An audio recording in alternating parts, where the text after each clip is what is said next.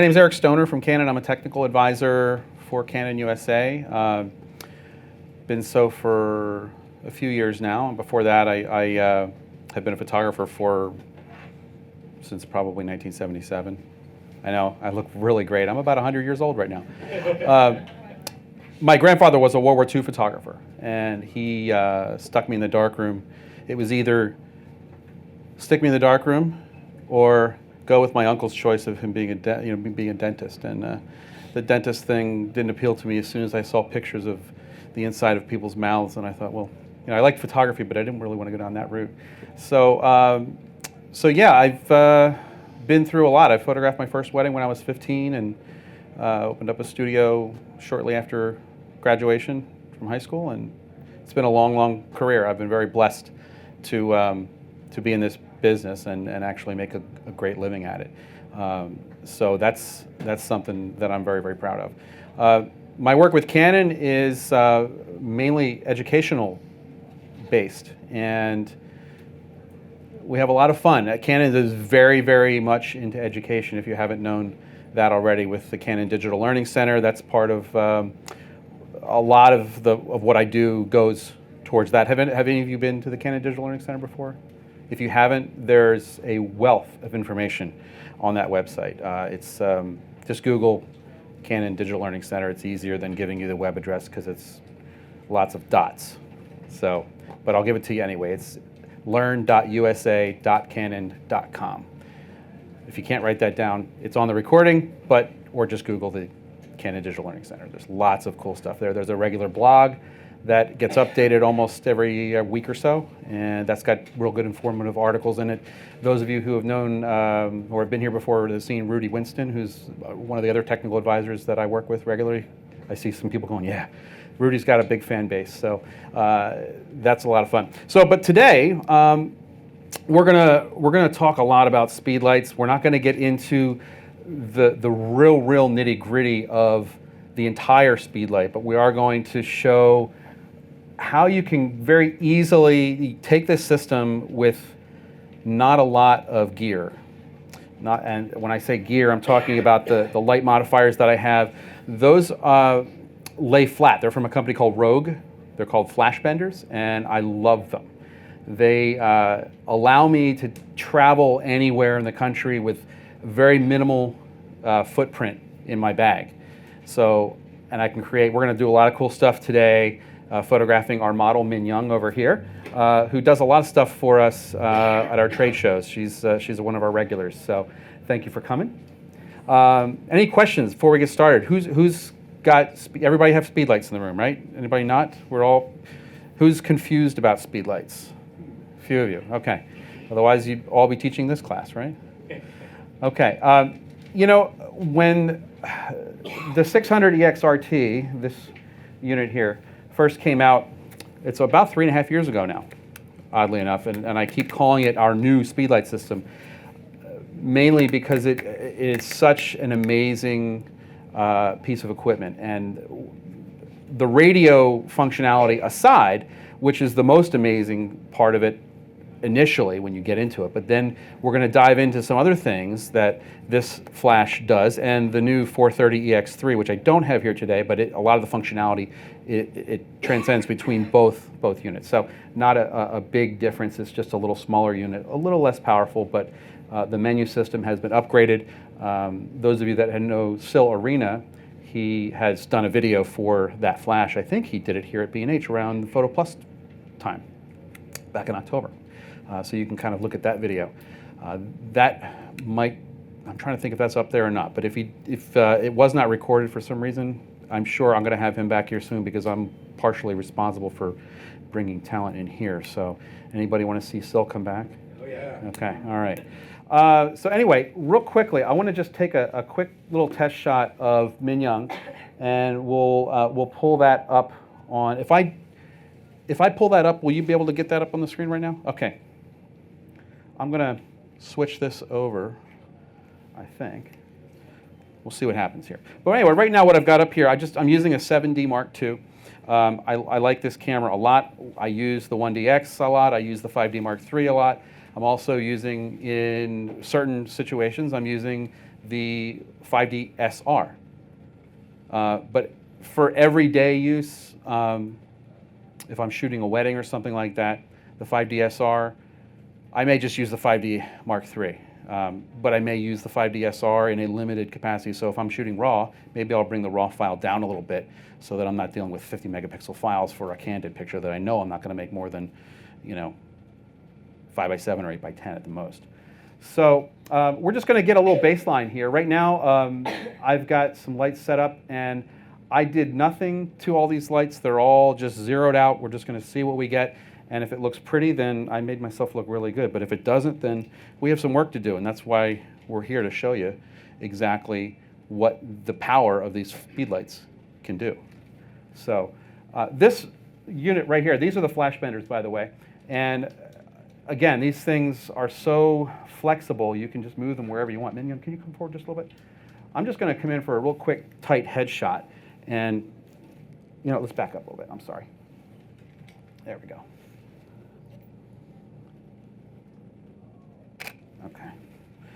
Okay, that's blown out.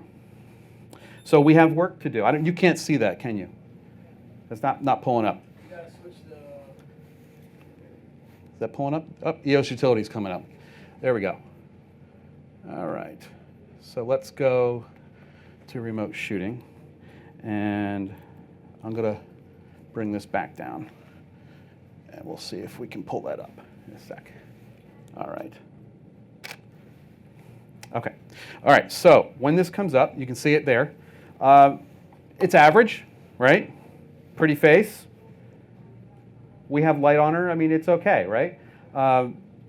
All I have here, this is just kind of like in a clamshell type situation. Everybody familiar with that? There's a light up top, light up bottom. It's kind of very glamour lighting kind of esque. We have to kind of look at this and see. We've got catch lights. If you look up here, you can see in the pupils where the light's coming from. And these lights are all zeroed out, and I'll show you what that means when we put them up on the screen. I have a little top view of the STE3, which is the transmitting unit. And then I also have this 70D, which is going to show you the top of the STE3. But we could also do the menus, either on the STE3, or we can move them over to the menu system on the camera, which there's a bunch of different ways to get to the same place. You have to figure out what's easier for you to move into that. So I'll show you just a moment. Let me turn this camera on, and we will get a look.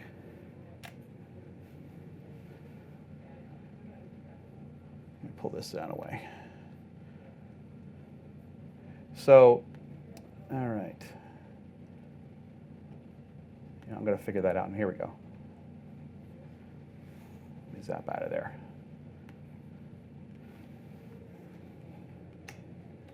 Okay, so let me switch this back. This may take just a second to flip over. We're trying to work with a system that may or may not cooperate with us. We'll get that working in a little bit. So, bottom line is there are several different ways to figure out this system. One, you can read the manual, which nobody wants to do because it's like this thick. Two, you can come to a class like this. Three, you can go on the Canon Digital Learning Center. There's lots of articles on that website for this system. So, Minyoung, if you want to, you can just take a seat for just a second. We're going to relax. But I'm going to take you through this small PowerPoint. It goes over the wireless capabilities of the camera and just kind of gives you a broad overview of the system. Now, this is not going to go into the entire flash. We're going to mainly just talk about the wireless capabilities of the camera today. There's a lot of other information, again, on the Canon Digital Learning Center about that. So the whole idea of the wireless, and mainly the radio portion of the wireless, is to get the flash off camera. As soon as you get the flash off camera, now you can start creating depth and dimension with shadows. And really, one of the key components of that is having fun with your kids. These are actually Rudy Winston kids, by the way, for those of you who know him. But without having any shadow. You have a very bland on-camera snapshot kind of look. So as soon as we can get the flash off the camera and have it reliable, and I stress the word reliable, communication between the camera and flash, especially outdoors, that's when your mind starts exploding with ideas of what you can do with this system. So the advantage, obviously, with Speedlites, you know, very compact. They're easy to carry around. We kind of went over through a few of these already. You can control these all from the camera. You don't have to go, like the old studio strobes, you don't have to go from flash to flash to flash to change the power on each of them. You can do it right from the camera, which is brilliant.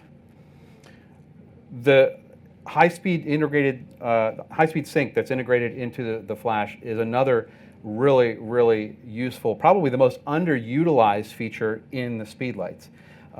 We're not going to do it inside today because there's no need to, but where this system really explodes is outside on a sunny day. Let's just say, for instance, you are outside, it's a sunny day, you want to photograph Min Young, you hire Min Young to take her out, and our paper just fell, to go out and photograph her. And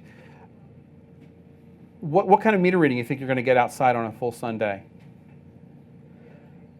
Like ISO 100, it's probably going to be, anybody hear the Sunny 16 rule?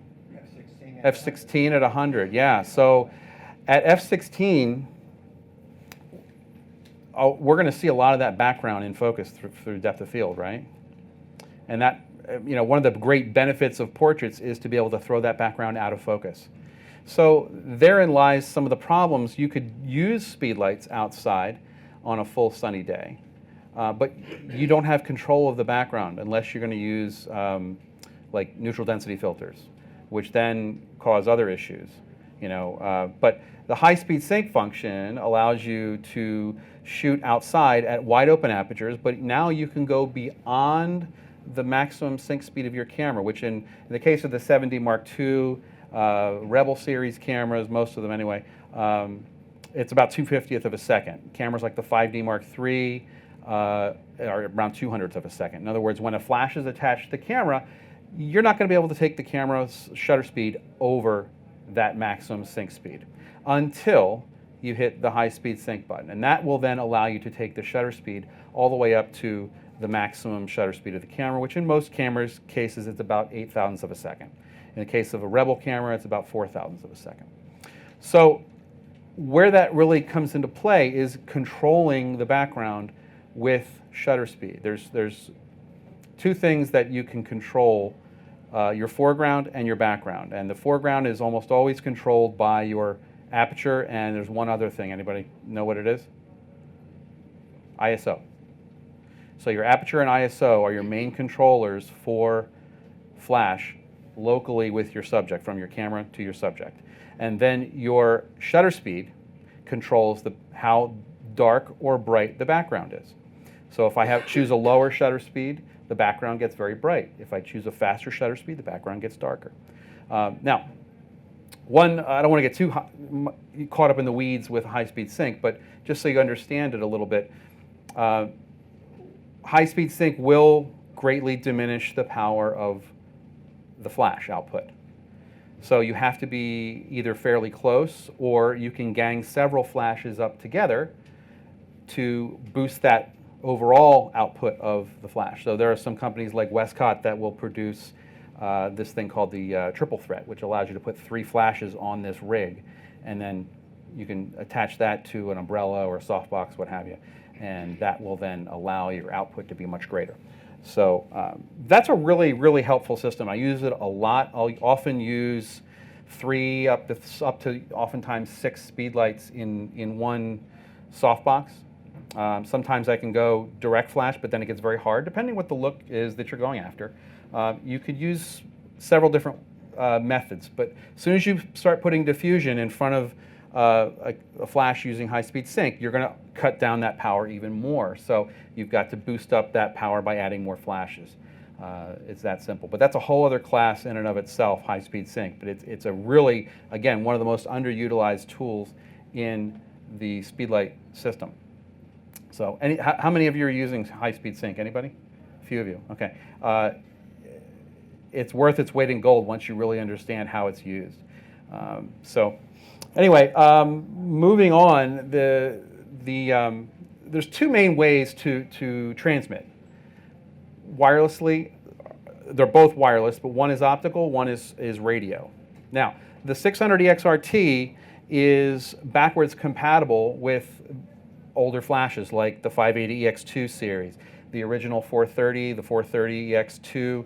Those are all optical transmission, meaning that the flash, the pre-flash that goes off with ETTL is what sends the signal to the off-camera flashes to fire. Now, it's not an optical slave, meaning that just one pop will send, like old studio strobes, like one pop will, any flash will turn it off. But these are actually going to send small pulses of light to the flashes off camera and tell them exactly how much power to fire based on the pre-flash that it sees with TTL flash. So it's been, inside it works very, very well, based on if there's lots of white ceilings and things that pre-flash can bounce around and then get to the other units. The big thing about optical flash is this front window right above this red sensor. This window here is the receiving window for optical transmission. So if I have a flash aimed at Min Young and my main camera is here, this window should face where the main flash is going, the pre-flash is going to go. So I need to turn this head this way. And so now that this window can see its optical line of sight. So if I were to take this and hide it, behind a wall or under a sofa and bounce up on the wall, odds are it's not going to be able to see it. So those are some of the limitations with optical transmission. Outside, it gets even worse. As long as you're close and that pre-flash can see the other off-camera flashes, you're usually pretty good. In bright sunlight, though, it does change.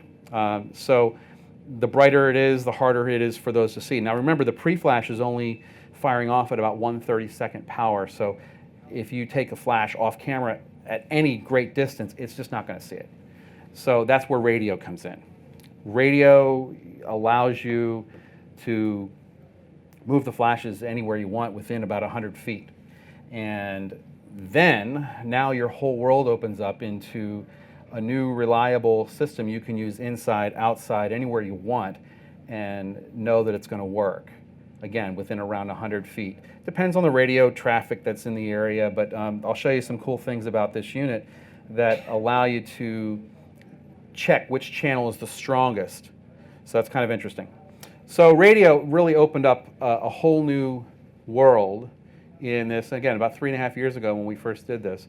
100 feet away, again, the line of sight with radio is gone. You don't have to worry about it anymore. You could, I do a lot of family portraits, and when I photograph inside somebody's house, there's a lot of open floor plans now. It's kind of the way they're building interiors or renovating. And so if you have light on your subject, that's great, but then the background tends to go dark, which is not very appealing. So what I'll do is I'll take several of these Speedlites and I'll put them in other rooms, and either I'll, to make the ambiance of the light equal that of what the tungsten lighting is in the house, I'll put a CTO or a color temperature orange gel over the flash head, and then all of a sudden now it looks like a warm, inviting room. So those are some techniques that I use to make it look as natural as possible and less fake.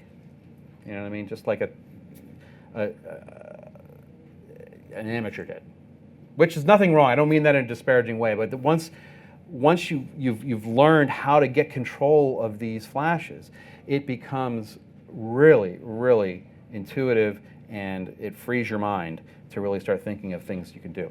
So anyway, reliable is something that, how many pros are in the room? Anybody? A couple of you? Okay. It's one thing if the flash doesn't fire and you're just, you're You're just kind of having fun by yourself. But when you have a client in front of you, you got to have your equipment that works, and you have to be able to trust it. And that's something that is really, really good with this system.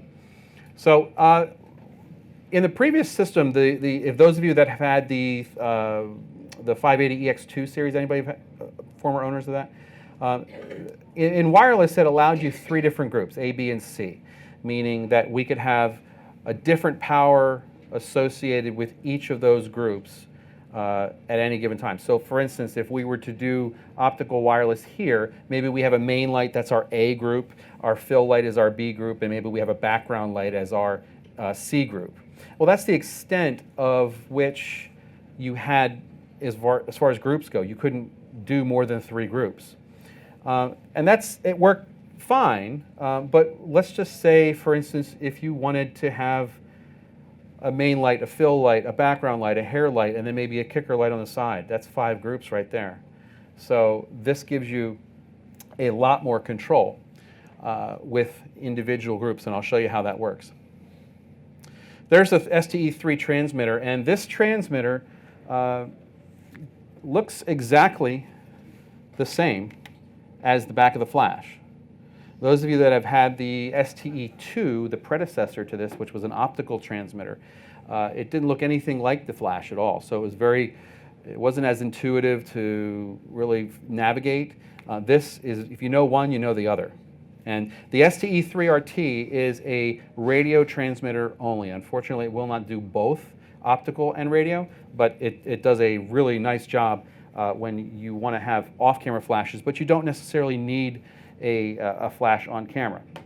Now, that being said, let me go down here for a second. How many event photographers are in the room? Anybody ever photograph events? Okay. So this is a nice little rig that you can transmit from either the STE3 or a 600EXRT on camera. So if you're an event photographer, it's nice if you have lights all over the place. But if you have an STE3, you don't have any on-camera light coming to your subject. So that's where this rig comes in. And this bracket here is from my friends at Pro Media Gear. It's kind of a cool bracket. It allows me communication, ETTL communication, right from camera using the OCE3 cord. It's basically when you take this camera or the flash off the camera, all these contacts that are on the bottom of here match up with what are on the bottom of the flash. The camera really doesn't know that the flash is off the hot shoe. So this is a nice little piece of gear that I use. And the reason why this thing flips up like this is when you're doing a vertical shot, the shadow, the camera flash is over the lens, and the shadow then falls behind the subject. One of the biggest problems with photographing with flash on the hot shoe, what happens when you do a vertical? Where's the shadow fall? The other side of your subject, and then it gets very, very hard that way. So this allows you to keep the flash over the lens, which is really where it belongs, and then you could obviously put any modifiers you want on here and soften the light. It's kind of a cool thing. Pro Media Gear, I love them. Their products are pretty awesome. So if you haven't got a chance to check them out, please do. So the STE3 just allows you a little, obviously it's a little more lightweight than having a flash on board. So if you're shooting all day, it's a little easier on weight. And then there's, for me, what's the point if you're not going to use any on-camera flash and your idea is just to have off-camera flash? What's the point of wasting just a radio trigger flash, having it on the hot shoe? So let's just use the STE3. It's about $300, and it solves a lot of problems that way, and it gives you more options to have lights that are off camera. And again, the 430EX3, I mentioned that already. Those are the 3 that work right now with the radio system. Again, the STE3 is not optically compatible with the previous flashes, but the 600EXRT will go both optical and radio if you want to mix this flash with older flashes that you have. Now, you can have up to 15 flashes go at the same time in any of the 5 groups that we mentioned, A, B, C, D, or E. So 15, that's a lot of flashes. I think I have 12 here. and that's a stretch, so a little overkill, but you can use up to 15, and there are some photographers that are using up to 15 in a group. So, okay, so again, the range, we talked about this already, 100 feet. This is really pretty accurate. I've gotten much more than 100 feet, but honestly, that's far beyond most people's range of what they're going to be photographing to have a speedlight that far off camera. So ETTL is one of my favorite methods to use, meaning automatic flash, and I'll explain why. But you have the power of using manual at full power all the way down to 1/128th power if you want. And then of course I mentioned ETTL. This is again one of my favorites, and I talk to many pros that say, I don't want to use ETTL because I never know what I'm getting. And I understand that, but this system has gotten so much more reliable and accurate that I've begun to trust it very much so. So I use ETTL until it gives me a reason not to use it. And for instance, if Min Young had platinum blonde hair and I had a hair light in ETTL that even though I dialed it down to the maximum 3 stops under flash exposure compensation, and maybe perhaps it was still blowing her hair out as a platinum blonde, that's something you should work on, by the way, then I would flip that over to manual power and dial it down even more from there. And that's the reason why I would do that. Now the other reason is if you need consistent flash output from shot to shot to shot, that's a really good reason to use manual. If your subjects aren't moving around, I mean, she's not a young child, so if kids are moving around, ETTL is beautiful because if your flash to subject distance is changing constantly and you're using manual power, you're going to be in a world of editing nightmares because it's going to change constantly. So for a regular portrait situation where you've got a chair or somebody's going to be sitting still, not a problem to use manual at all. You're going to certainly get consistent results. Now, Min Young is wearing black today. She has black hair and fairly fair skin. So maybe that might equal out to about middle 18% gray. We'll have to see. But if the meter is looking at her dark clothing or her dark hair as the predominant source of reflectivity back into the camera, it may say, not enough light here, so I'm going to give you way too much power and you'll get an overexposed image.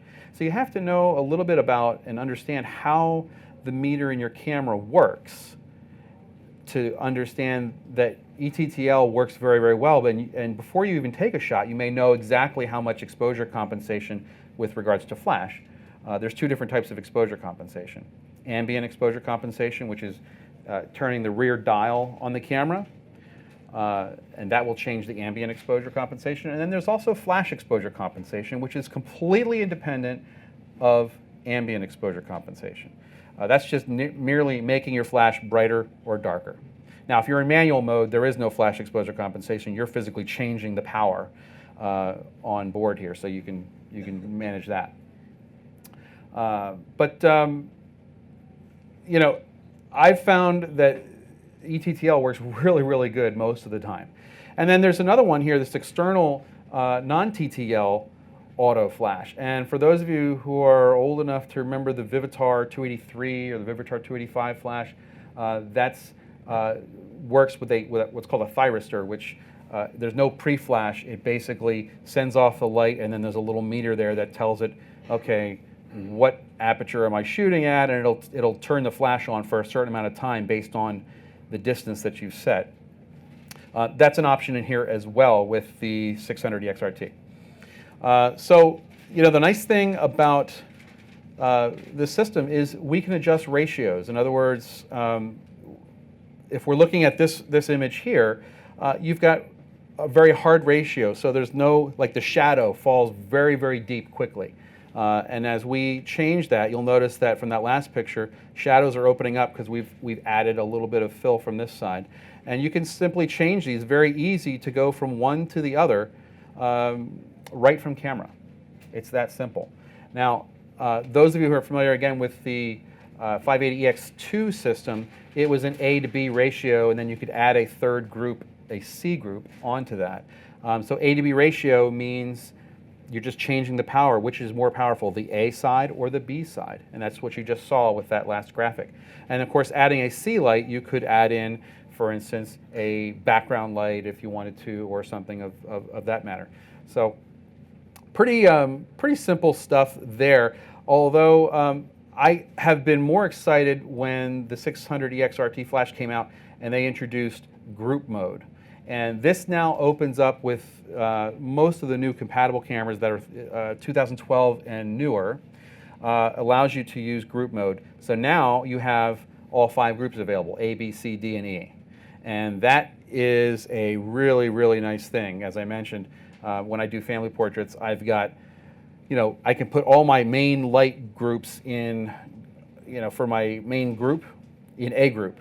And then I can go around the house and take different groups and light those individually with different groups. And then I have control of those independently. I'll do a test shot and see what works best for each of those rooms. I'll just take the light and I'll bang it off the ceiling, and that creates a really nice flood or spread of light throughout the room. So independent control is critical, and you're going to love this once you start getting into it. Who's using the 600 right now with multiple flashes? Not many of you. A few of you, okay. And are you guys using group mode? Is it pretty awesome? Yeah, you'll love it. So, and of course, now here's the other cool thing is, aside from independent control of power, you could change any one of these groups. You could have A group in ETTL. You could put B group in this example, ETTL plus a stop and a third of exposure, flash exposure compensation. Group C could be in manual if I want it to be, and then I could have a D group in manual, and then the last one, E group, could be in that external auto mode if you wanted to. So there's an extreme amount of flexibility to do a lot of stuff here. Here's the STE3, I showed you that already, and again, it's the same interface as the back of the flash. So if you know one, again, you know the other. The one thing that's really cool about this is this link light. And what this link light does is it will tell you, basically, there's radio communication going on between the master unit on the camera and all of the flashes off camera. And they're communicating constantly to know, okay, can I talk to you right now or can I not? And if that light is red, you do not have communication with the off-camera flashes. As soon as that light turns green, you've got communication and you're ready to go. Now, setting that up, basically all you have to do is make sure you're on the same channel. There are 15 channels to choose from.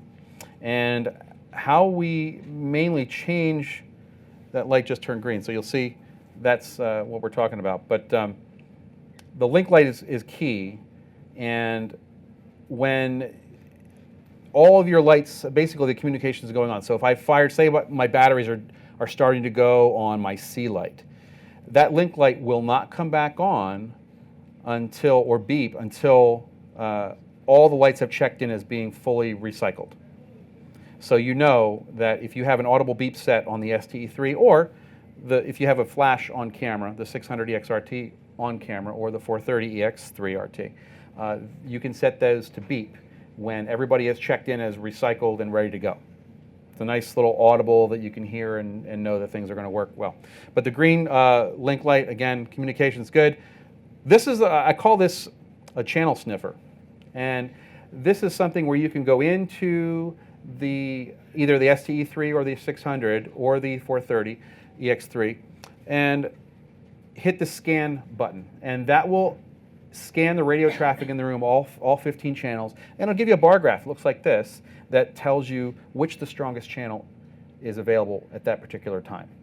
Now, another thing you can do is you can set this to auto, and it will pick the strongest channel automatically, so you don't have to go through this process. But that's just 2 different ways of doing it. Now, the other thing that's interesting is if you are working with other photographers and you all have this same system, there's 15 channels to choose from. There used to only be 4. Now you've got 15. So that broadens your ability to make sure that everybody's off your channel. But let's just say you're photographing an event and a guest, has the same system you do, and they're going to look around to see where your system is, what channel you're on, so they can use your lights. Well, yeah, it's, pirating other people's lights. It happens a lot. So you're wondering why your lights are firing and you're not taking a picture. So you can assign a unique, we'll call it a PIN number, or a unique ID. It's a 4-digit code. There's 9,999 options that you can add to this. So you could both be on channel 4 and change your ID number, and that will then assure that you're not firing each other's lights, even though you're on the same channel. So you can set if somebody starts figuring out, you can just assign an ID. I only really use the ID when I know that there's a bunch of other photographers in the area. Otherwise, and you can just set it and kind of forget it if you want, as long as all the units are the same. You have to put the ID on not only the transmitter, but all the external flashes as well off camera. So that's kind of cool. Okay, so the red light on the back here, this is your master unit basically telling you that when that's red, you're ready to fire. If it's green, it's almost fully recycled, but not quite. In fact, once the red light turns red, you might want to give it another, half a second or so before you fire, because it's not quite there. But it'll still fire. But anyway, that red light just gives you an audible or a visual tone in your head that, okay, I can fire my flash now. And you'll also see in the viewfinder that little squiggly arrow.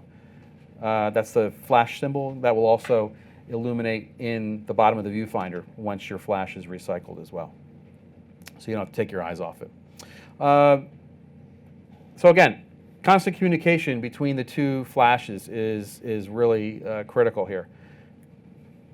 So when we're shooting, you can get these lights wherever you want. And it used to be a problem with, let's say you put your flash in a softbox that's completely enclosed. Like if anybody's familiar with the Westcott, one of the Westcott boxes, the Halo box, or the recessed Apollo box. The flash is physically inside of the box, so to get optical communication in there is problematic.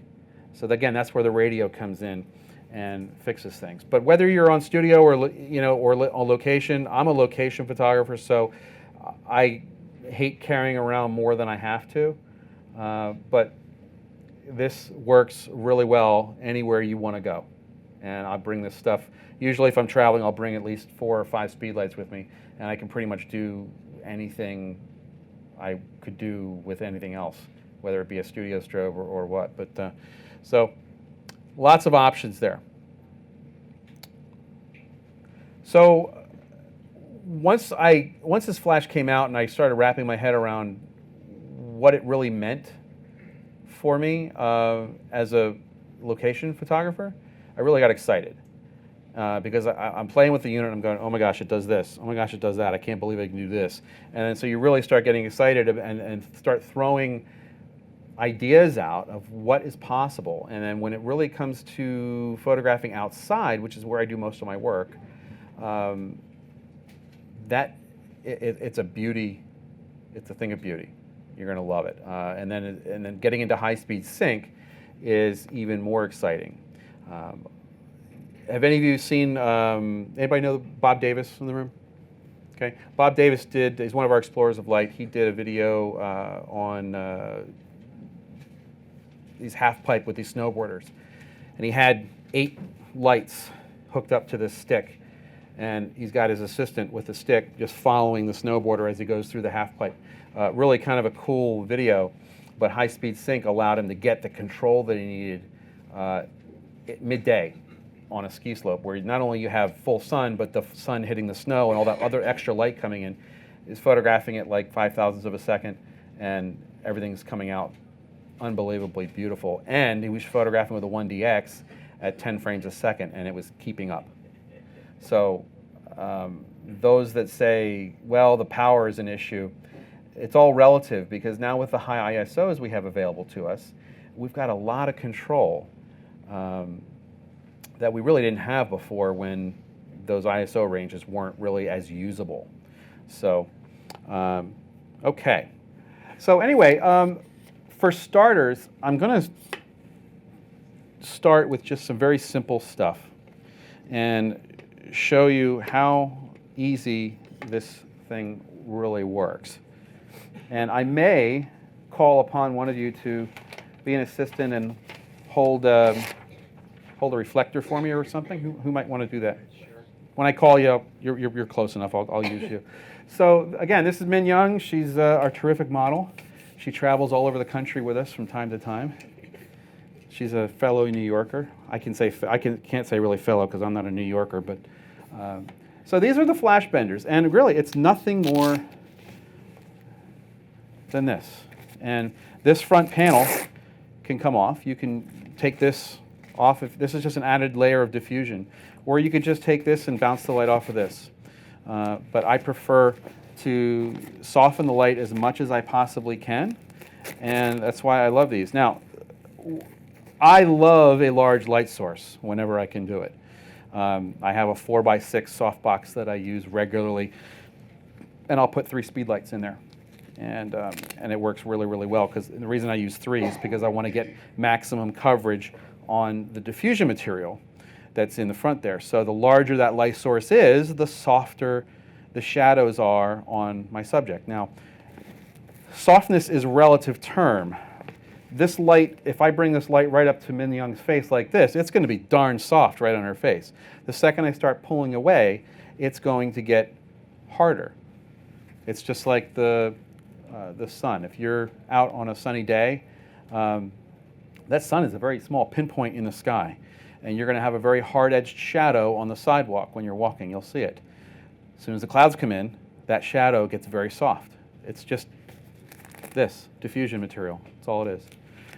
So I love these, again, because I can shape them any way I want. They have these little metal bars in the back here that are flexible, and I can change this thing any way I want. But I like just using it pretty much straight on. I want to get as much light in this baffle here as possible. And on the top of this, there's a little silver material that will bounce the light back once it hits the top, and then it bounces around, and just you maximize the efficiency of the unit.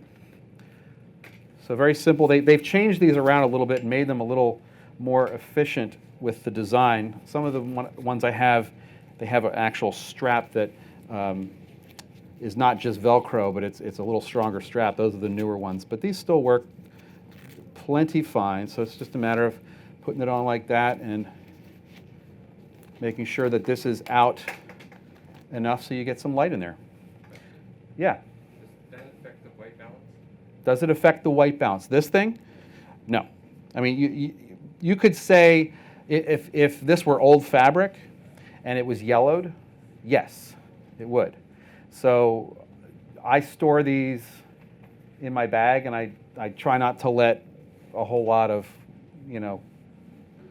just day-to-day light get in there. I mean, everything's going to turn yellow, I think, but these fabrics are specifically chosen from Expo Imaging, which is the parent company of flash benders. They chose this fabric because it's kind of fade resistant from yellowing, but it will happen. And in which case, I mean, they're not very expensive units. You just go and you buy a new one. So, but let's just take a quick peek at when I put this light really close to Min Young.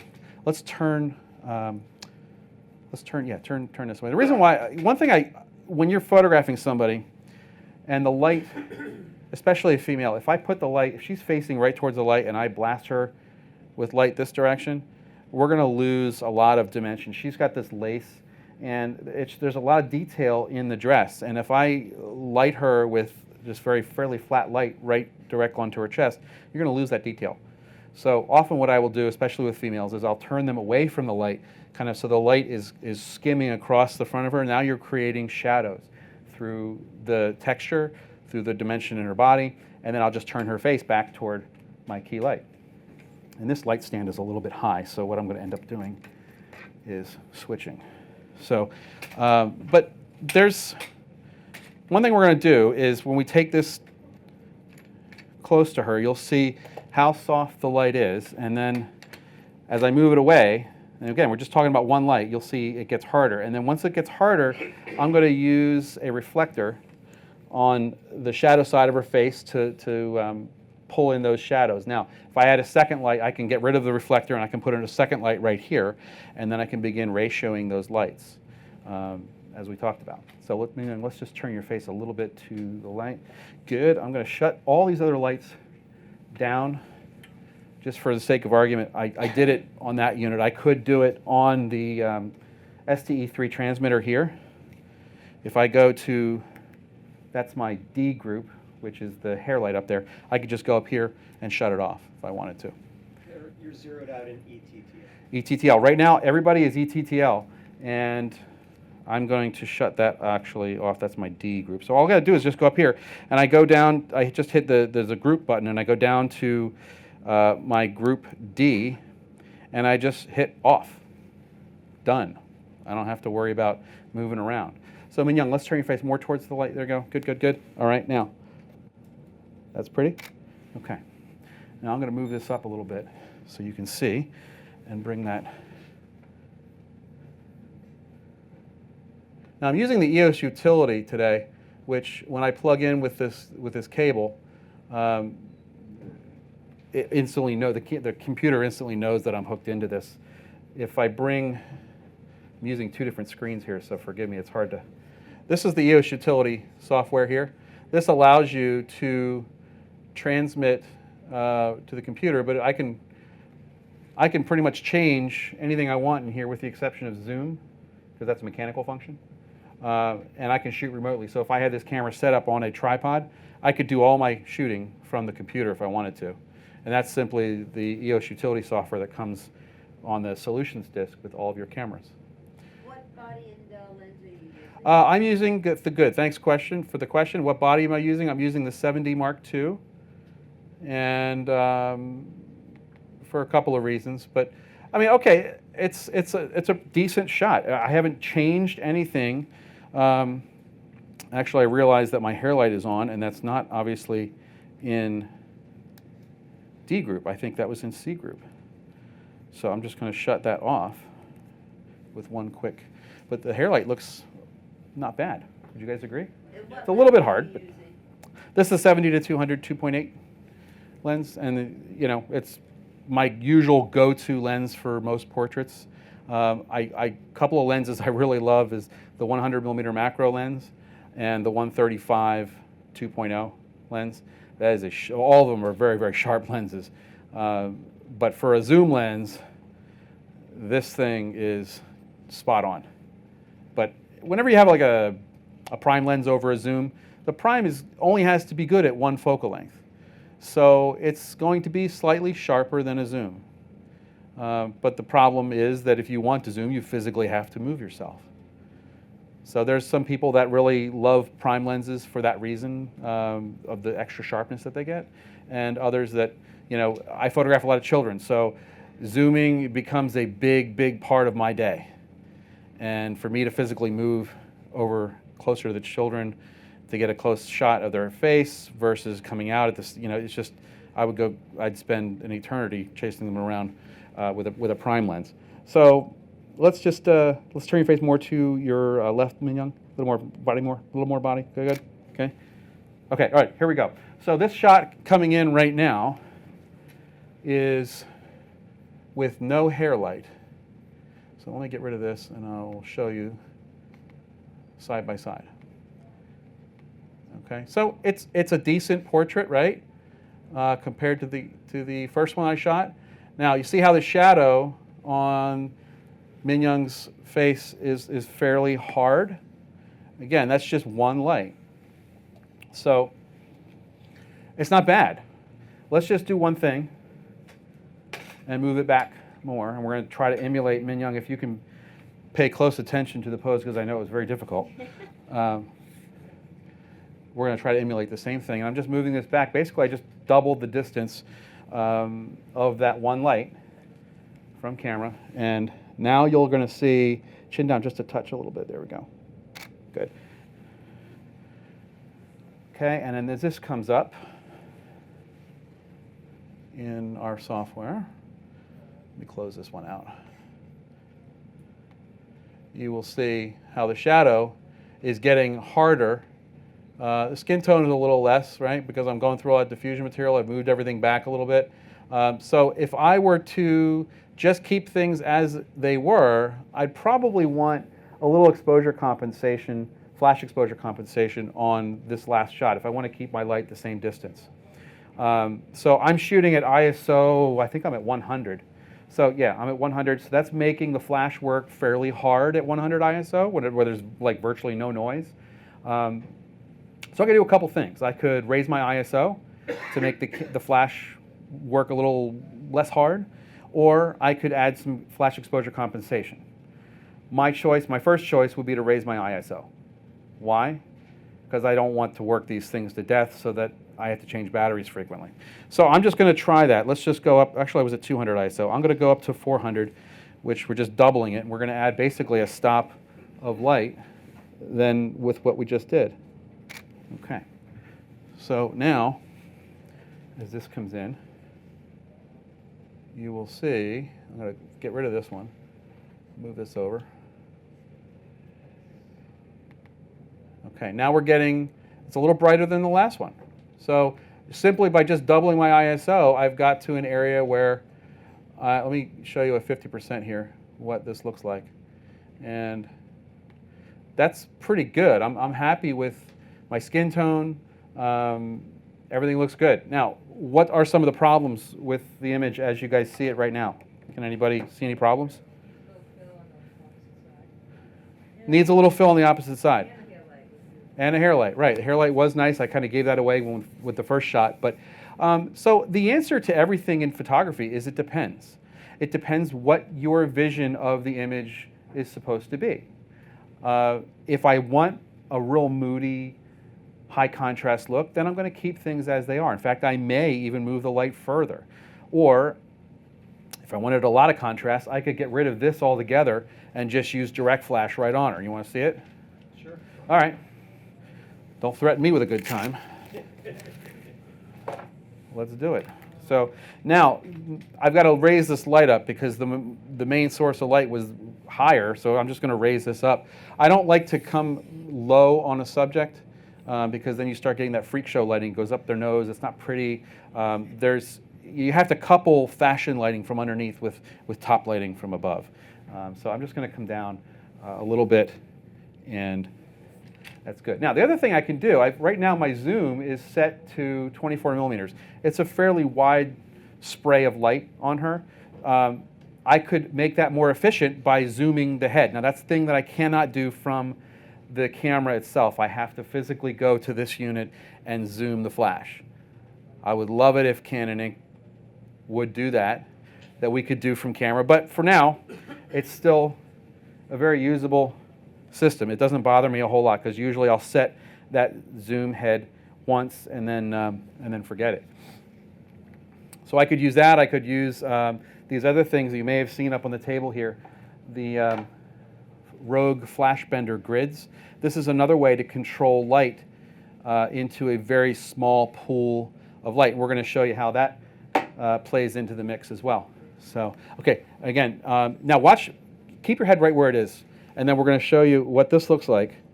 Okay, now turn your head to your left. More. Beautiful. Okay, good.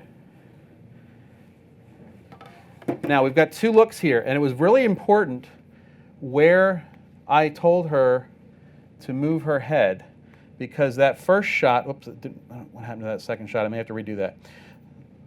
This first shot, I've got broad lighting on her, which means that I'm lighting the cheek that's closest to the camera with the main source of light. It's going to make most people look heavier. If somebody's worried about their light and you're photographing using broad lighting, it's going to make them look heavier. Now, if I simply turn her face more toward the main light there, or the only light, let's go again here. Okay, and if that comes in, now we've done a fairly good job. I'll put these side by side so you can see. See how that changed everything? Again, that's just very hard light hitting her. So the shadow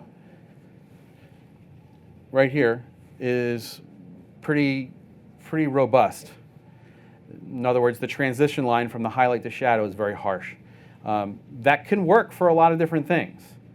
I'm a big fan of soft light, but again, there's always a reason to do other things.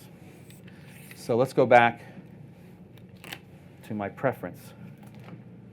And then what we're going to do now is, again, we're just working with one light. So somebody mentioned fill light, right? That's one thing we can do to maybe improve this. Who was that? Me. Do you have a name? Kelly. Kelly. Hi, Kelly. Hi. How are you? So I'm going to keep this right where it was, just so we're playing apples to apples. And I'll raise this up again.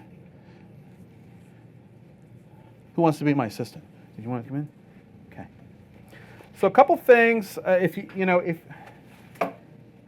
there's all kinds of money, as you guys know, that can be spent in photography, right? It's part of the reason we live. We love spending money. We're here at B&H. It's a great thing. It's like a kid in a candy store. There are varying levels of products that you could DIY yourself to make great reflectors, or you could spend a lot of money on reflectors, Exhibit A, or somewhere in Exhibit B range. These are fairly inexpensive. These kind of work very well. They're a little more flexible for my taste because it's hard for me to really focus the light in on where I want, where these from California Sunbounce are probably the most expensive reflectors I've ever invested in. I have like 5 of them, and at varying up to a 4x6, and I can throw light all the way across a lake with these things. They're fantastic, but you will pay dearly for them. So don't feel like you have to spend tons of money on reflectors. You could very simply get a white sheet and put it up, or you could go to the Home Depot or Lowe's and buy that household insulation that has that foil on it. I've done that when I was poor. Those were some of the best reflectors I've ever had. And in order to warm them up, I would take gold spray paint or copper spray paint, and I would just dab, a little spray paint. It didn't look sexy or attractive, but it worked really, really well. So, but these things fold up. They're a lot more portable, and I like that. So, okay, so let's do one thing. This is a gold silver zebra fabric, which I love because it gives just a little bit of extra warmth. This is complete silver, so you're going to reflect back the color that this is putting out. This, I stay away from. Gold, I hate it. The idea of it is actually interesting in that you're going to create a warm light, but it's going to lower the color temperature of that reflective surface a lot, and it's actually too much. Unless you're photographing, girls with swimsuits on the beach, it's too much for most applications. So silver, white, or this is really nice because it's a good mix of silver and gold, and it's just enough that it creates a beautiful warmth. So let's do both, and we'll see the difference. So let's try the silver side first. And I'll use anything available to reflect light. When I'm outside, I'm constantly looking in the environment of what I can use to bounce light off of. I mentioned a sheet. I'll carry, I'll take a sheet from the Marriott, They have extras. If I'm out photographing on location, I'll take one with me. I'll lay it down in front of my model. As long as it's not in the shot, I can take that and bounce light off of that. I could tack it to a wall and bounce light off of that if I don't have a softbox with me. You have to be innovative and creative with what's around you, and most of all, be observant of where the light is coming from and how you can use it. Use architecture. Look at the color of buildings as you go around and how the light plays with reflectivity. As you walk around the city, you see it constantly throughout the day. The light's reflecting on different color buildings and throwing reflections in there. Use that to your advantage. Same thing applies with reflectors. So, okay, we're going to do this. So what I'm going to need, what's your name? Charlie. Charlie, thank you for coming, Charlie. I appreciate it. So I'm going to move this a little closer to Mignon. And so, Charlie, where do you think we should put the reflector? There's no wrong answer to this. I'll just correct you. Right. Okay. right across diagonally across from that. Okay. All right. So if we put it there, and Min Young turns her face towards the camera, we're going to throw some light. Okay, light's coming through here. It's going to hit her this way. And let's see. You want to try it? All right. Let's do it. Let's see. You're not in a bad spot, Charlie. I'm just. I know. We could go here after too. Okay. All right. Easy, big fella. All right. Okay.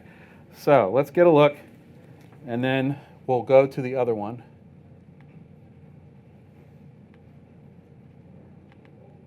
All right. So I'm going to make this a little bigger. And I'm seeing, oh, that's a smudge on the screen. I thought it was a light. I could see through it. Okay. So look what happened here. See that shadow that has diminished significantly? You want me to pull the other one up so you can see? Yep. Side by side? All right. So let's go to this one. All right. So it's subtle where he was with that reflector. It's not wrong. There's always better ways to do, there's always a better way to skin a cat, right? So, okay, right now we're like this. And this is one way to do it. If the light's up high, I can come in something like this. Or we want to look at this light. One thing I didn't mention, I didn't put the light like this directly on her. I put it out toward you folks. And what that's going to do is allow me the bulk of the light to pass here, hit the reflector, and then wrap around her this way. Okay, so I'm going to just basically soften the light over here. Very, very simple stuff. Let's take a shot. So I'm going to come right about here. And basically, you're controlling the ratio by how far Charlie is to her. The further he goes away, the deeper that shadow is going to get. If I bring him in real close, which we'll do 2 quick shots. Charlie, we'll do one where you are, and then we'll do one that's a little closer. All right? So, all right, Min Young.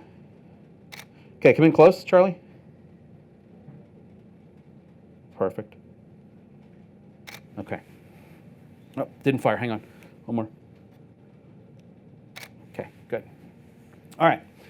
Now, what do we got? We still haven't added any other lights yet. This is it. We're just, we're playing. Okay, so we got, this was the last shot I took, and then this was the second one, or the first one. This was the first one here. And the one on the right is the second. So you'll notice in the shadow areas down here on her neck, not as bright as it is over here. Again, the answer to everything is in photography is it depends. Which one do you like? I think I like the one on the left better. In fact, I'd prefer a totally different reflector. So I could get rid of this, and I could use fun with reflectors. That's another reason why I like this over that. So let's try this, all right? And so let's kind of come in, Charlie, like right here. I know you guys can't see her at the moment, and I apologize for that, but we will get to the image as soon as possible, I promise. All right. Just as a reference, I'm photographing at 100th of a second at 5.6 on my aperture. And because that one really blasted out. Hang on. Okay. All right. So, and we're going to look at these, and you're going to see a fairly decent difference. I'm going to keep that one with the silver reflector up. And then I'm going to pull this one.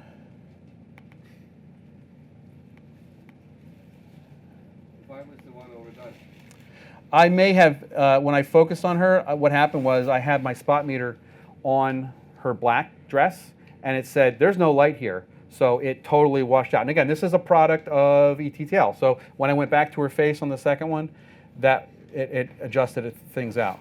So do you guys see the difference? Let me bring these a little larger. You guys having a hard time seeing them? Okay, there's the gold reflector, or the silver gold, the zebra. And then in here is the silver. Bless you. A little warmer.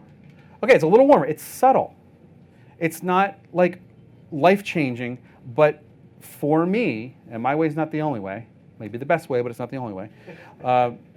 It adds that little extra bit of warmth that I like in a skin tone.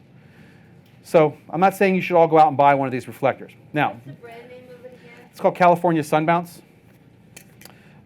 This is a little dirtied up, but we can also use white. This is a white side, and if you really want, you can't use white fairly far away because it's not going to be very effective, but when you're using white, you got to be kind of close. So let's kind of do one more this way, and you'll see that this kind of, if I had a choice of using silver or white, I'm going to use white. Okay. So now we've seen our silver, and you've seen the gold, so I'm just going to get rid of that. I love that, but I want you to see the difference that the white makes as compared to the silver. And I'm going to just bring this up to the size. And you see how it's there, but it's subtle. It doesn't feel like there's foil on the other side of her kicking too much back. So there's little subtleties that you see in this. So pick your poison and go with it. But again, there's always a reason to change things creatively depending on what you're looking to do. So, okay, let's get rid of this. Thank you for helping, Charlie. I may ask you to help again at some point. So let's do, if I didn't have a Charlie, I got to have something else. And that's going to be another light on a stand, right? So now we're going to start doing ratio. So my ratio is basically nothing more than making one side brighter than another. And it's pretty simple. One thing you're seeing me do now, I'm switching these lights. I have this light here, which I'll consider as my former key light, meaning my main light. This is my group A light. This is going to be just very simple. Sorry if I'm getting in your way there.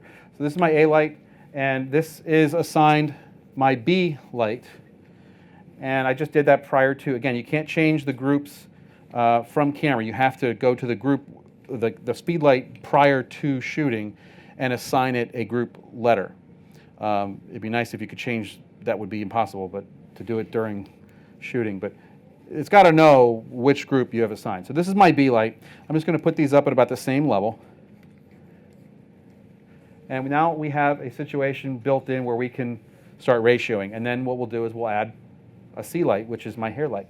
I like to, when I do this, I like to, whenever I'm trying to figure out what order to put my lights in, I always start with A as my most important light, and I go down in the order of importance all the way down to E, so that I can kind of keep it straight in my head. Another way to keep it straight is you could label your lights as you go through if you wanted. I just made these myself, but you could get tape and tape the light, whatever you want, however you can. I always like to keep my A light to the left, my B light to the right, because I read from left to right. So I can keep it straight in my head where those lights are. As soon as I start moving things around, you lose track of where the lights are in order of groups. So this kind of keeps it simple in your head, at least for my simple head. So all I'm going to do is go into my, my groups here. I'm going to make sure that A and B on the transmitter here are even. They're both ETTL. I haven't gone to manual or anything. It's just there's spot on even. I'm not going to change everything. So what will we expect to see with both of them being even at ETTL even? No shadows? Did somebody say that? Okay. That's what we should see. So, all right, Mignon. Straight on. Perfect. Okay. Let's do, why is that going in? Maybe this cable not firing. Hold that. One more time, Mignon. You know what's happening here? My spot meter is, wow. Excuse me. Okay. Something's not firing. It might be. Okay, there's a shot we got. Okay. All right, let's look at this. Nothing is foolproof.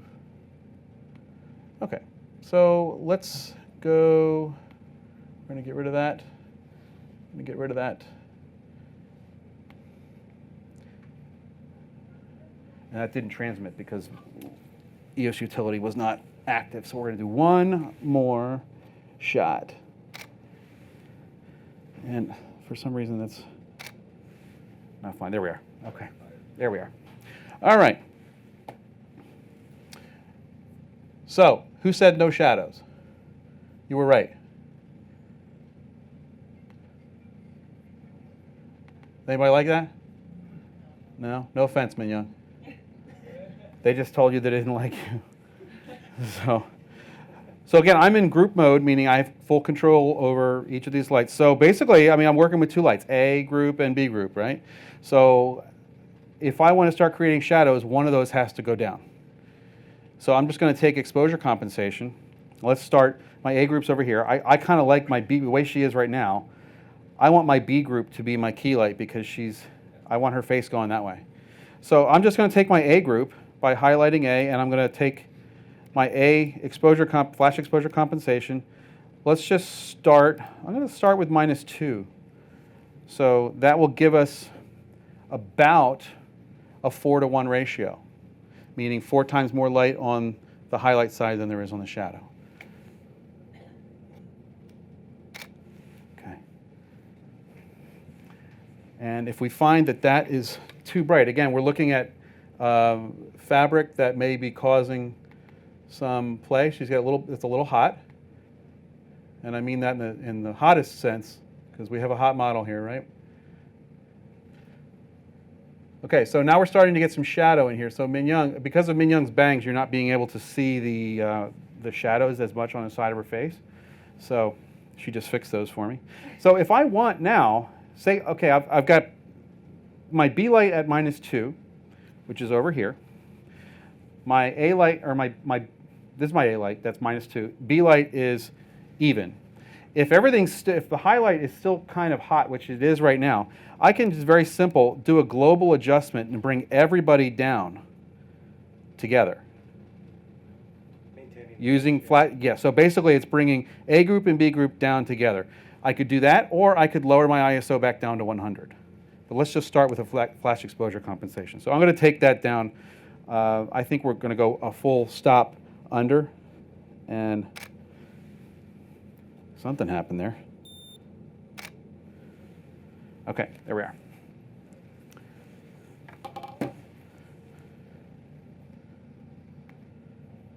All right. Again, it's playing with that. So here we go. This is about a 4-to-1 ratio, folks. That looking better? Yep. Yeah.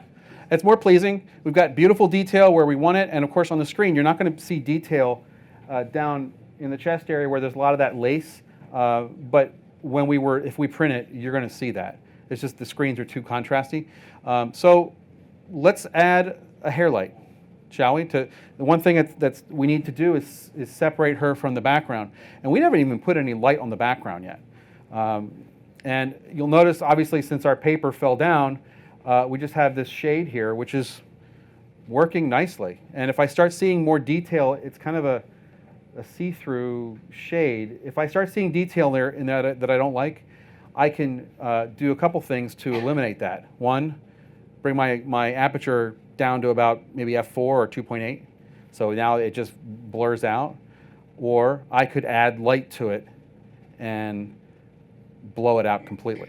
So we'll play with that and see what we got. But for right now, my C light is up there. I'm going to just activate that on the STE3 unit. Again, I just hit the GR button, which is group, go down to C, and I hit on. Done. So that's ETTL. So now I've turned this hair light on.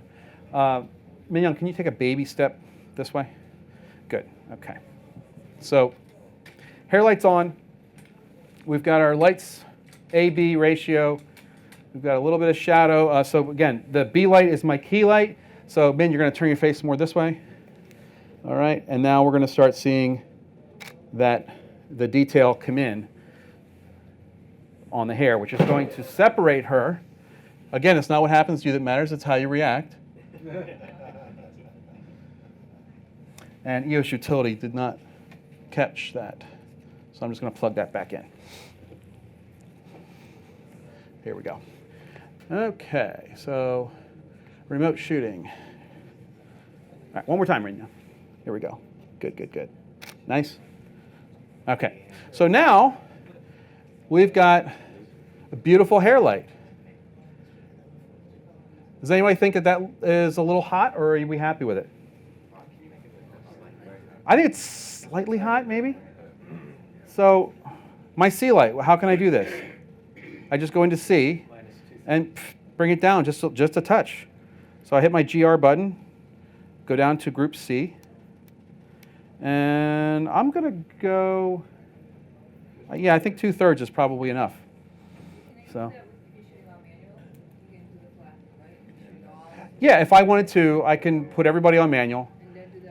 And then, well, it's not really called flash exposure compensation when you're in manual, because you're adjusting the power of each individual light from here by a. Sure, yeah.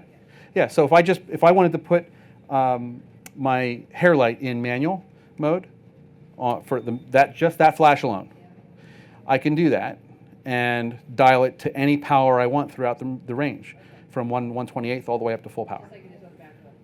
Exactly. Yep. Yep. So, all right, let's get a look and see what happens here. Again, I hit what's happening here. I'm used to my 1DX, and this is blown out because my finger keeps hitting the exposure lock, which was locked on the address. So there's just a little different camera form. Okay, and C did not fire. Let's try. Is that firing? It is firing. Okay, one more. Here we go. Hold that. Here we go. Now, turn your face more to your left. Good, good, good. All right, perfect. There we are. Okay, that was actually too hot. So if the thing starts playing around, because again, Min Young's wearing dark clothing, and depending on my composition, depending on how that is, the camera's going to react a little differently. So if you get frustrated, let's just take it to manual. All right, so I'm going to put my group C in manual mode. And a good place to start, I'm going to start on the hair light at 1/16th power. And let's see where, and everybody else is still in ETTL auto. Again, with the, okay, there we are. That light did not fire again because of recycling, I think. There we go. Okay, so that ain't bad. The hair light is subtle. I could probably add a little bit more on that. You know, so let's take group C, and we'll bring it up to 1/8 and see where we land. Something's going on here.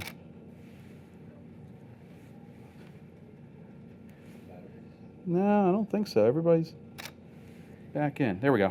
Okay. All right. Are you guys happy with that? All right. So I think we have decent detail up in the hair. We've got a nice little separation between her and the background. The background is kind of gray. It's yeah. Yep. Let's work on that now, shall we? So what I have here, excuse me, Mignon. This, yes. Coming back to my other question before, when you're doing on-camera metering, exposure metering on the Speedlites, Yeah. are you changing the various groups, or is this a universal adjustment? Well, I did. The question was, as I'm changing, rephrase the question again. So as I'm changing the lights. When you've got it on ETTL. Just ETTL. No manual. Right. And you make an adjustment on camera in terms of the flash exposure. Are you adjusting, is that going to make a universal adjustment? Okay, all right, I got you. So the question is, as I'm, on all my groups are in ETTL, am I changing individual powers or am I changing globally? Yeah. Okay. The answer is yes to both, and I did that already. So normally I'll start with individual group adjustments as needed. And you'll notice the one shot I did where everybody was still a little hot, I brought everybody down globally together. I don't have to go into individual groups. I can just hit the plus minus button on the STE3, and if I turn that dial, they'll bring everybody down by that factor, whatever I choose. And in this case, it was 2/3 of a stop. But that's on the transmitter. What about on the camera? Well, what's on the transmitter and the camera, there's two different ways you can do it. You could change the exposure compensation on the camera, and you could also change it on the flash or the transmitter. What is on the flash or transmitter supersedes what happens, whatever you put on the camera. So you can change, if you go into your camera, there is a button here, there's a little flash squiggly arrow with a plus minus next to it. You can change your flash exposure compensation there if you want to, and you'll see the exposure compensation indicator go to the minus side or the plus side as you turn the wheel, or you can do it up here. But that's not per group. Well, right here is, if you do it here, Yeah. it is a global adjustment That's to what I'm everything. thinking. Yes. Is that what you were after? That was my Okay, all right. So yeah, if you want individual group adjustments, you've got to do either on the transmitter here, or you have to dive into the menu and into the exposure compensation, or the external flash settings, and go that way. See, for me, going into the menu, it's nice because it's a little more intuitive, but you have to menu dive a little bit more. Now, the one thing that's kind of interesting on the 7D Mark II is that this has a little flash pop. This is the pop-up flash button. If I were to, see if I can get this to work. If I were to take that and push that button, that will go right into that menu. Hopefully this will work. I'm not seeing this go in. Something happened to our box here that's allowing me to switch. I would have loved to have shown you that, but the box for some reason isn't working now. But so you have to kind of figure out what's best for you, what's more comfortable. Maybe you start off with doing the adjustments in the external Speedlight control menu in the camera, or try it up here. For me, in my little pea brain, I find this to be where my comfort zone is. But everybody may be different.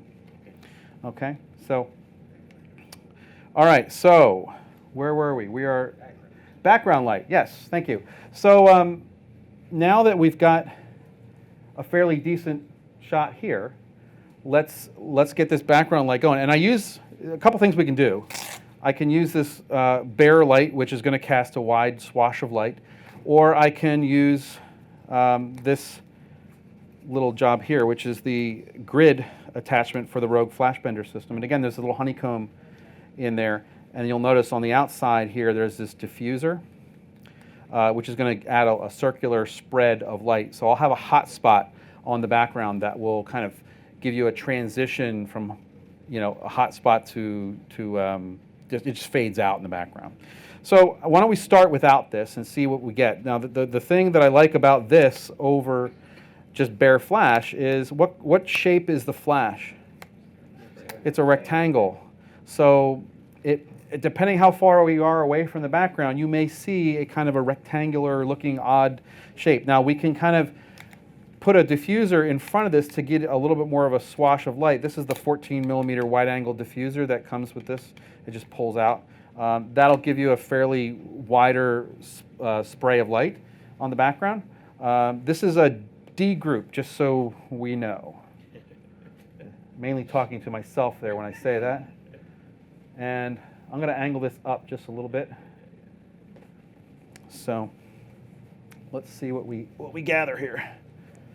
So I'm looking obviously to make this background white. Now I'm starting off at just even on the D light. And I want to go to my transmitter and make sure D is on. It's on ETTL and it's even. So let's go. There we go, Young. Good. Okay. Not bad. But you'll see I've got kind of a gradient on the background, and it's not bad. I may actually like that gradient, but let's try angling this down a little bit. Oops, sorry, I'm knocking you out here. Knocking you out. And this is not the prettiest background. You'll see there's all kinds of stuff in here, but if I put enough light on the background, you're not going to see any of that stuff. So it doesn't have to be super pristine. If you put enough light on anything, it'll wash it out. I can make a black background white just by putting enough light on it. So just because you buy black paper doesn't mean you're stuck with a black background.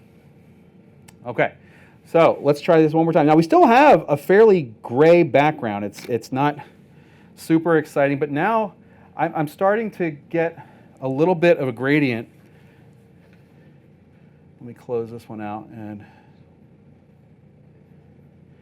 you'll see, whoops, this one. Okay, you see it's a slight gradient on that. If I move that closer, I'll get a little bit more of a hot spot. I'm going to lay that down like that. I see you guys in the front row are cringing. The sample belongs to Canon, right? So now I'm going to angle this down even more because I kind of want to create, like, let's say I'm doing a business portrait or something, and you want kind of just a very generic looking, kind of gradient looking background. Angle the light down a little bit, and you're going to start seeing how that will change things. Okay, it's getting there. So let's change to this, and you'll see how things are changing a little bit. And like it or lump it, I may not choose that as my final composition. I may kind of come in, a little bit here, but that's again zeroed out on my exposure compensation. So if I'm not happy with it, let's change it up a little bit. I'm going to have you just come forward a little bit for me, Min, and then I'm going to put this, again, this grid diffuser is going to give me a round kind of spray of light on this. You get a gel for that too, correct? Yes, Rogue makes a whole set of colored gels and diffusers for this that fit right in there. It's a really nice system. And the cool thing about the grid is, depending, it's a 16, a 45 degree, or a 25 degree. These come out, and so there are two different depths of the grid, and depending which one I put in there, or if I stack them, that changes the angle of which the light comes out. So for now, I'm using just the smallest one. No, this one is actually the 25. This is the smallest one, so it's 25 degrees, I think. But regardless, you're going to see this. Now I can't angle this down at the floor now because I'm not going to even see it. So I've got to bring it up. I'm going to just kind of start with keeping it kind of central and a little bit closer to the background, I think. And again, D-light. Ready? Here we go. Diffusion does come with it? Yeah, the diffusion does come with, who asked the question, did you? Yeah, there's a whole pack that Because I have it, but I don't remember the diffusion. comes in a little pack like this. This is for the grid. Now they make other ones that come in these long packs. These fit over the whole flash head, and they're a little longer. And they come with these little rubber bands these blue bands, so that you can easily pull it out, tuck it in, and let it go. I find it to be really easy to work with. So let's see. Now again, we're just kind of playing here. Let's see what that background light is doing. Blown out again because I hit the wrong button. Okay. So looking at this, never know where to put that camera down. All right. There's what we got with this. And I'm not loving it. We could do better. and a lot of it has to do with where I put the diffuser. The diffuser being on the outside of this is changing things a little bit. So I can take this diffuser and put it on the inside, and now I'm going to have a tighter cone of light coming out of here. So there are little notches in this, and you got to fit it in just right, which is interesting because the gels also have these little notches that fit right in there as well. So this just fits right on top here, and then these bands come over top, kind of lock it in place. What do you have it zoomed to? This is that first. Oh, that's just on its widest. It's the 20. Well, the 24 I think is where it's at right now. So, but that's not going to affect the zoom on the head. Isn't really going to affect this very much, because once it hits that diffuser, it's going to spread everything out anyway. Because I've used it without the diffuser, and there's a big difference between 50 and 70 and whatever. Yeah. Without the diffuser, yeah, you're going to see a big difference in that cone of light that comes out. So, all right. That's, hang on, let's fire again. Did that, okay, there we go. Now you'll see it. So, coming into this one right here. All right, so now we've got a fairly nice circular, look, that's pleasing, I think. I think we did a nice thing with that. If we had a gray background up, which is what we had on, we could still do the same thing with white, but it's like mixing paint. If you're going to use a gel, we've done some things with Min Young. In fact, let me show you, just for giggles, so you can see. Let's do this. So Min Young had, I think I have this in here where she's wearing a blue dress, and I'm going to pop this up in just a second. Oh no, it was a red. It was the one we did. Okay, here I got it. All right, so I'm going to move this over, and here's a shot of Min with this this fabric around her, and it's this red like sheen kind of fabric, and a red gel on it. So I love working with color harmony, and unfortunately we didn't have like Min has this really cool blue dress, which works really well with a blue gel. Anytime there's kind of an accent, if somebody's got like a red scarf or something on that's a color accent, I like to kind of play into the color using these gels with that. And the nice thing, again, using the gels with the 600 EXRT or the 320 or whatever flash you're using in TTL, it's going to, again, attempt to give you the proper light output. So the nice thing about that is you don't have to mess with it as much. If I want a deeper red, I think on this one we went pretty deep. So if I want a deeper color, all I have to do is take the flash exposure compensation to the minus side. If I want a brighter red or a more pinky type red, then I add more power. It's just like mixing paint. So if you want a red to be pink, you add more white. If you want it less intense, you don't add as much white paint. Same similar thing, because we're putting out white light with these flashes. So if you remember mixing paint when you were a kid, or maybe some of you still do as artists, it's just like that. It's very simple. And so I find it to be a little more intriguing when you've got some color to kind of tie into whatever they're wearing. I wouldn't do it all the time. It depends, again, the answer is depends on what you're doing, what the reason for the portrait is that you're going to do things for. So there's a question back here, quick. Is your spot focus always on the eye closest to the camera? The question is the focus always on the eye that's closest to the camera? Usually. Again, the answer to everything is it depends. But in a broad spectrum way, yes.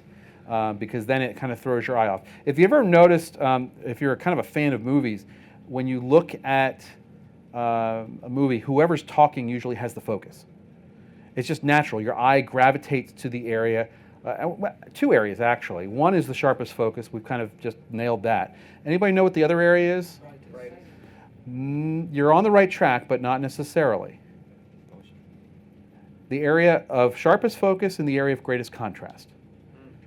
Okay, because if you have a total white scene with somebody wearing like a black coat in it, your eye's going to go to that black coat.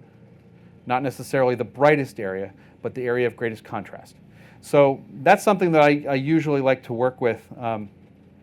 You know, we've got a lot of snow out right now. So if you want to take Min out in the snow with her black dress, she can freeze. But you're going to see, if you put her in a field of white snow, you're going to go to her every single time, even if she's out of focus. And that's what made Ansel Adams such an amazing photographer, because most of Ansel Adams' work was completely in focus, foreground to background, everything as a landscape photographer, right? So he had to work extra hard to make the focus of his image be the contrast. So in other words, your eye was being played with in the darkroom to the area that he wanted you to go to, and that was the area of greatest contrast. So that made it really extra special when all things are in focus. So yeah. So anyway, let's change things up a little bit. Let's do some sitting, and I want to change the lighting a little bit. How would you do a high key with? How would I do a high key with this? I would take a couple things you can do. You could take these flash benders and add one cool thing I'll show you. If you didn't notice up on the hair light, you'll notice that there is a grid on that one. And this is just an attachment grid that goes over the flash bender. And it focuses, it just keeps the light going in the direction you want it to. Oftentimes when I'm using gels, I like to keep the spill of white light away from my subject, or actually away from the background, because if I want that true color in the background like there is on this, no white light can hit it. As soon as white light hits that, what color is that red going to turn? It's going to turn pink. So I've got to keep the light, the white light away from the background. But if I wanted to make a high key in answer to your question, I would take two of these, or I could just take a bare head and put it on the background completely. Do you want to do that right now? We'll do something high key. We don't even need to go this route. This is really just kind of overdoing it when all we're looking for is a white background. So let's. You have to worry about bounce back on the flat. Do you have to worry about bounce back on the background? If you're doing height. If you put, okay, the answer is yes. You do have to worry about bounce back into the lens when you are doing a high key. So there's, again, like cooking, it's like a fine spice. You want to use just enough to get it done. And I know very little about cooking, but I know enough to be dangerous. And just, if you blow too much light into the background, it's going to start flaring out her silhouette. You're going to start seeing the black get this weird halo around it from too much light coming forward, and that's flaring out the lens. So what I'm going to do here, Mignon, let's come sit up here if you don't mind. So what I'll do is I'll take this light. This is at 35 millimeter right now. I think what we'll do is we'll just take this to its widest setting,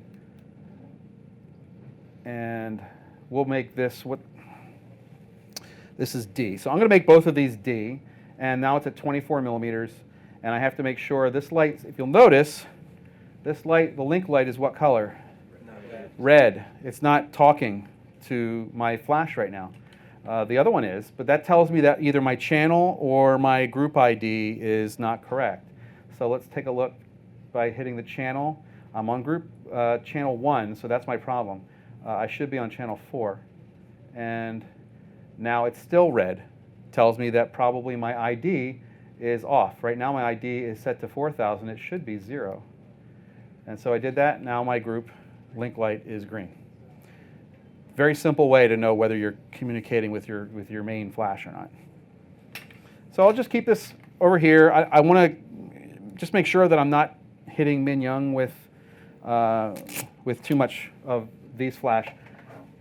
So sometimes another cool thing that Rogue makes is these little scrims, and I could, if I wanted to, I could take some time and scrim that off if I wanted, but I don't think we're going to need it because she's fairly far forward and I can move the lights a little bit to do that. I just don't want any of this white light striking her at this angle. So I want to keep this kind of fairly pointed at the background, and I'll do the same over here. I'm going to put this wide angle diffuser back in, and that is zoomed at 24. So I'm just going to come right in here.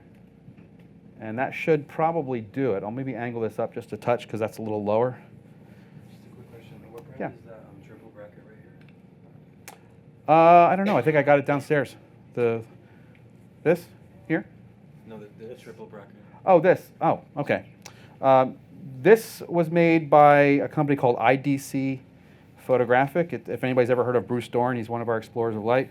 I don't know that he's making it anymore. It looks really solid. That's why. It is really solid, and that's why I hang on to it like it, it's going out of style. But the one that Westcott makes is similar to this, but it's bigger. Bulky, I know. Yeah. I know.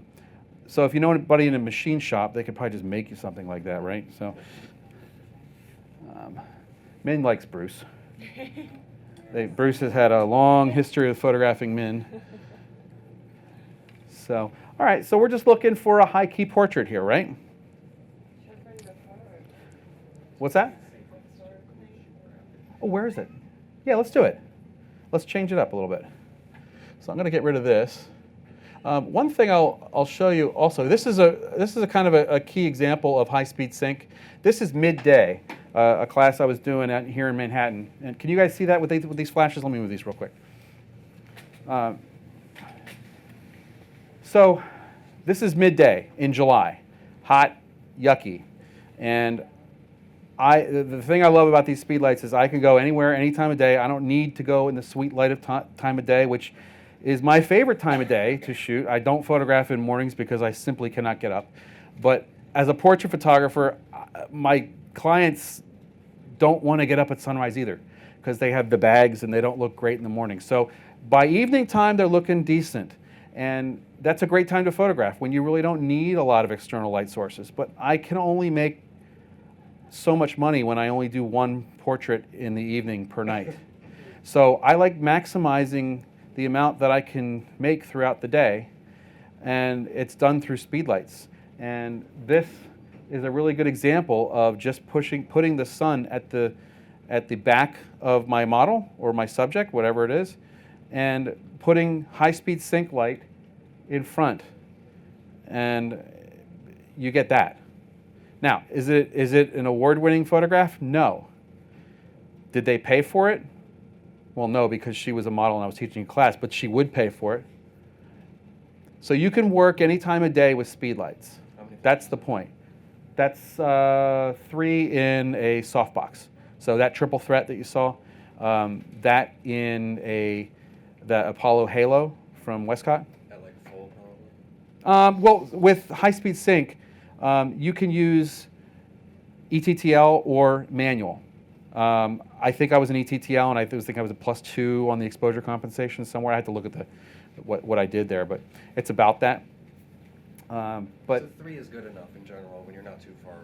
Yeah, when you're not too far away. And when I say not too far away, I'm saying like maybe this distance away from my subject. Now I photograph a lot of families, so I gotta pull my lights back, or I have to go in later and touch them up in Photoshop, which I don't like doing. So if in that case, I just use more lights in the softbox, and I've got 12 of them if I need it. So that's overkill, and it's a lot of finagling around. But just because you can doesn't mean you should. So as long as I can get in close enough for that, it works beautifully. So again, let's go back to this. And so Min's changed outfits a little bit. Can you kind of pull the front of that in? The jacket, it was in the back. There we go. All right. Min's looking happy. It's exciting stuff. All right. So let's I want to look at this. So okay, we're still keyed in on this B light over here being my main source of light, and I like that. So let's again turn you this way, and then we're going to change the lighting a little bit for where you're more square on to the camera. And so let's turn your face more. Right, too much. There you go. Good. Wait. There it is. Yeah. Shh, don't move. Love it. Bring your hands. There you go. Good. That's nice. Now you hear that beeping? When I got on the exposure button, everything else was kind of sleeping, and as soon as I got on the exposure button, it waked everything up. And so that beep was saying that, okay, everybody's ready to go, and you're free to shoot. Just an audible warning, which is kind of nice. Okay. Something is awry. So it's looking at all of this and going nuts. I'm going to bring my ISO down to 100 here. Okay, so right now I want you to look at this. We're blocked up in our highlights everywhere. Really, we're just kind of blown out. And I'll show you this when I get rid of this. Are all of them TTL? Well, with the exception, we kept the hair light in manual. So we'll see that happen in a second here. The hair light probably won't change much, but now that I actually changed it to, I lowered the ISO. So that first one was just blown out here. So this is what we ended up for starters, and it's just unacceptable. It's washed out. So let's change things, and we're going to do that by exposure compensation. And let's see where we land. All I did was just change it about 2 stops. Okay, so now I think I overdid it.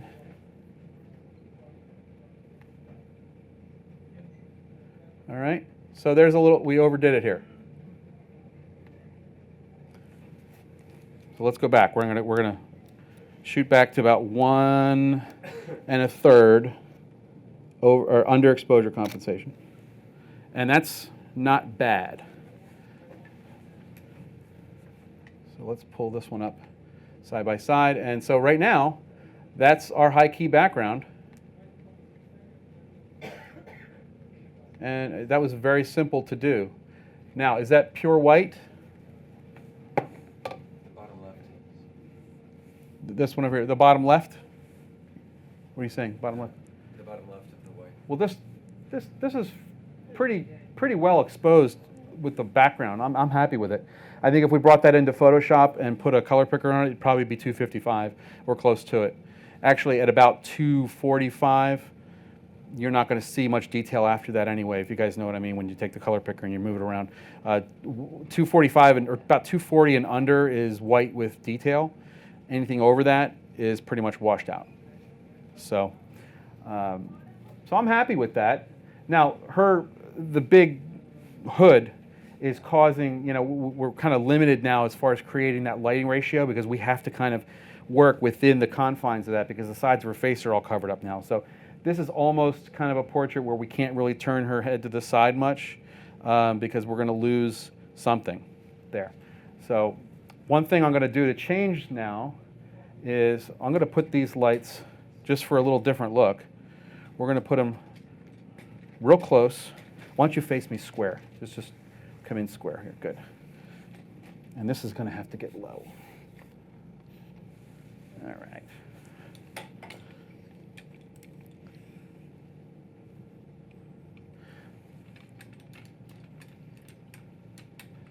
I'm going to go, you know what I'm going to do? We're going to go slightly backlit here. And then let's see what this gives us. We're looking for let's just take the hoodie off for a second. And I want to, just so they can get a baseline of what is happening. And then we'll try putting the hood back on. Okay. Just let's kind of just go something very symmetric. Bring your hands up, kind of right in under your chin. There we go. Good. Okay. Chin down a little bit. Good. Nothing. Yep, here we go. Might be this camera because this camera dropped earlier. Okay. All right, so remember the lights that I didn't change were, remember my A light was my smaller powered light? I didn't change anything, and you can see it in, let me unhide these so you can see. Okay, so, all right. So right here is what we got. Horrible, right? Nothing against Min, but it's horrible. So we're going to go back to our A light, and we're going to make this even. And we're going to go to my B light. That's already even. And you'll notice that even though those lights are facing me, they're not flaring out the lens at all, which I'm happy about. That's part of the L series lens, kind of with the extra coatings on it that are kind of helping in that regard. And also that there's no nose grease or dust on the lens. That will also help reduce the amount of flare that's happening. So, okay, so this one, very, very similar, but the way we're going to fix this, okay, now you're seeing, you may think okay, we're getting too much overpower on the right side of her cheek, but what's happening is her bang is covering up that side of the cheek, so we're not seeing that. So what I'm going to try doing, just for some giggles, is we're going to throw, where'd that silver reflector go? Here it is. Charlie, you want to help me out? So here's what I'm going to do now. We're going to come in. I want you to come in kind of low. In fact, you know what, Min? You can probably, Min might even be able to hold this. Let's just see. You know what, Charlie? Let's let Min do it. Yeah, I appreciate it. So now we're doing this. Can you bring your hands out? Bring them out. Bring them out. Bring them out. Good, good, good. Come right in here.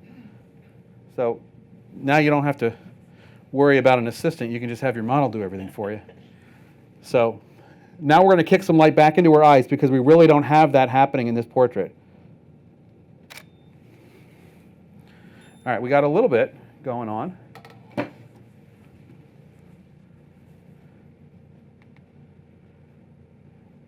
Without catch lights in the eyes die. So if we look at these side by side, you will see, obviously there's nothing going on this side here. We can see there are literally no catch lights in her eyes whatsoever. As soon as we go into this, now we have, you can see that reflector right there, right? And it's not a traditional portrait, it's a different look, but we're getting just some kicker lights from the side. We're using one reflector to fill light in and give you just a little different look on her face. So that's kind of one thing you can do.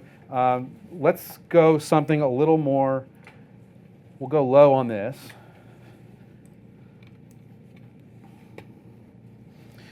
Just to add, we're going to add like a little bit of a kind of a glamoury kind of lighting. Sorry about that. So this one's going to come low. And you can always just work with these lights just by shifting them the right way you want. And we're almost wrapped up here. So this is going to give her kind of a glamoury kind of lighting. And then, Charlie, I'm going to use you on this. So I'm going to put this light here. And if you can grab that, let's grab the silver reflector, if you don't mind. Check's in the mail, by the way, sure. So let's come right up here. All right, and then maybe add a little bit of a kick from there. What I'm doing, just kind of I want to get more uplighting on her, just for a little different look. Good, good, good. Okay. Now, I want you to see the difference this made. Thanks, Charlie. I'm going to get rid of this one, get rid of that one, move this over, and then bam. Do we need a hair light? Do we need a hair light? I mean, just throw out your opinion. Don't need it, but it would look good. But I think it would look better. Let's turn it on, shall we? So now I've got like 1,001 stands back here.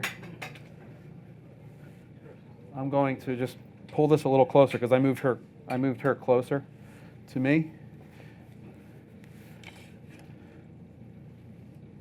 And this has that grid in it, which will also, again, help from any, it just directs that light right onto her head, and I don't have to worry about flaring out or anything. Yeah, sure, Charlie. Well, let's do it. All right, so again, C is on manual. That's my hair light up there. And because I lowered the ISO, I'm going to bring, we weren't really seeing much of any of it. So I'm going to go down to C, and I'm going to bring it up to quarter power, and let's see what that does. Now, anybody with black hair or dark hair like Min Young is going to really require a little more light on her head. Is that firing? It is. Okay. Sorry. Here we go. That's too much. Oh, see, I didn't wait for the beep. Did you hear the beep? That says I'm doing it wrong. I think these batteries are starting to go too. So really what's happening here is I am hitting that AF on button again, which I have set for the, there it is. It's always a reason. I have my AF on button set to exposure lock, and it was locking on the black of her jacket. Now, if she had an 18% gray shirt on, they sell them, then there would be no problem here, because the middle gray, like if I was photographing you, what's your name? Mark. If I was photographing Mark, like he's got this sweatshirt on, this middle gray sweatshirt, that's very close to 18% gray. There would be no problem if I locked in on that and took my exposure, because it's looking like I'm screwing up here, but the black in her jacket and the black in her dress is causing that meter to say there's not enough of light available here, and that's what was causing that overexposure. If Min had a white dress on and I took a lock on the white dress, what do you think would happen? She would be underexposed, because it's trying to make that white middle gray. So it says, hey, there's plenty of light available here. I don't need to give you a whole lot. So that's what will happen. So let's get a look to see if that did what we wanted it to do. As soon as I find my cursor.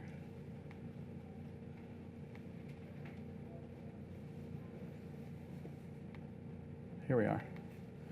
Okay. It's there. It's subtle. That's all I want. I don't want it to be as shiny, but I'm seeing, let me bring that up just a little bigger so you guys can see. But it's doing the right job. It's got enough separation. I see detail in here as compared to the last shot where the top of her head was kind of losing detail. I've added that back in there with this light very simply by just turning up the power on that light. Now I could have put that light, the hair light, back in ETTL, and the same thing process, we would have gone through the same process of just adjusting the exposure compensation towards the plus side or the minus side, depending on our tastes, to what we like. I appreciate your time, everybody. Thank you. Yeah. Whether you're a hobbyist or a professional, B&H has the answers to your questions. Experience a world of technology at our New York City Superstore. Connect with us online or give us a call.